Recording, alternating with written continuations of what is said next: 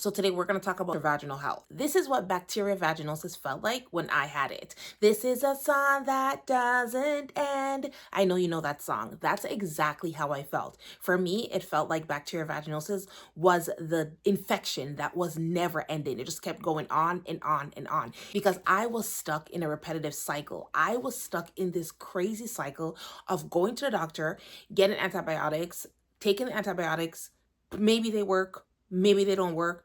If they did work, they would work for a month. Then my BV would come back. Then I would go back to the doctor, get a prescription, fill the prescription, go home, take it. Maybe they didn't work at this time. I would tell the doctor, hey, they didn't work at this time. No problem. I will prescribe you new ones. And it was like on and it was this crazy cycle that I was stuck in. And it actually took me years. It took me years to notice that, hey, I've been going to this doctor for years and nothing's worked. Nothing is helping me. And even if it does, maybe my BV would go away for like a month or so, but then it would come right back. So I was like, you know what? I can't live like this. I need to do something about it. And that is how I decided to take matters in my own hands. And as you already know, I had BV for 10 years and now I don't have it. And I'm going to share with you what I did. I'm not a doctor. I'm not a nurse. I'm not a health practitioner. I'm just a regular girl who took matters in her own hand out of sheer desperation. So let's get into it. I'm sure you already know what BV is. BV is bacterial vaginosis, and basically it's when you have a imbalance in the not so nice bacteria, so like the bad bacteria and the good bacteria that live in harmony in your vaginal microbiome. And when those are out of harmony, you get bacterial vaginosis. And that's what I struggled with for 10 years. One of the supplements that I took that really helped me on my journey of healing bacterial vaginosis was vitamin C. We know that a healthy vagina is an acidic vagina. And when you're struggling with bacterial vaginosis, your vagina is actually not acidic, right? Because in order for your vagina to be acidic, you need the presence of lactobacillus, which is like the good bacteria, right? The name of the good bacteria that produce lactic acid that acidifies the vaginal microbiome. So because your lactobacillus, like the good bacteria, is depleted, most likely your vagina is not acidic. Now, when I found out this information, I was just like, okay, then what can I do to get my vagina to be more acidic? I did some research and I found out that vitamin C is a great way to acidify the vaginal microbiome.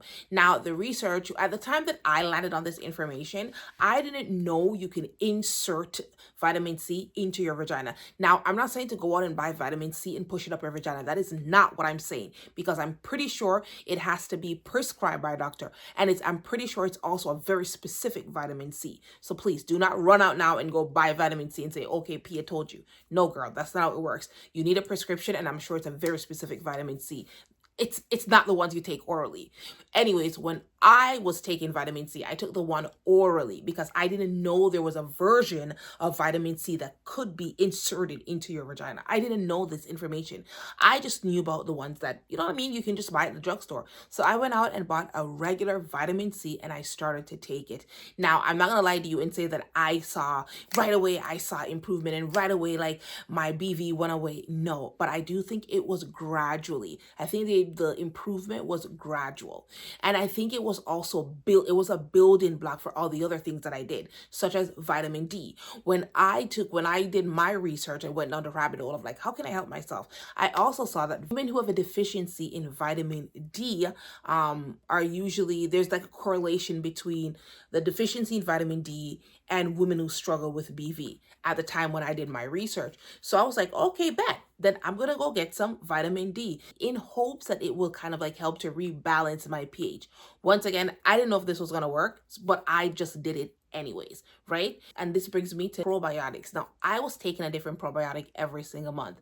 And the reason why I was doing this is because I was misinformed. And maybe not necessarily misinformed, but I just didn't know how to buy probiotics. I didn't understand that not every probiotic is made equally. I just figured as much. I would go on Amazon, and if I saw a review, I would just go along with the review. And that's exactly what I did. I would go on Amazon, and if the reviews were great, I would buy the probiotic, but it never worked for me. And I did that months upon months upon months. And then finally, I'm like, you know what? There must be like a formula here. There must be something that you should look for when you buy probiotics. So I started to research like, what is a probiotic and what's in them and what should I be looking for, especially with someone who's struggling with their vaginal health.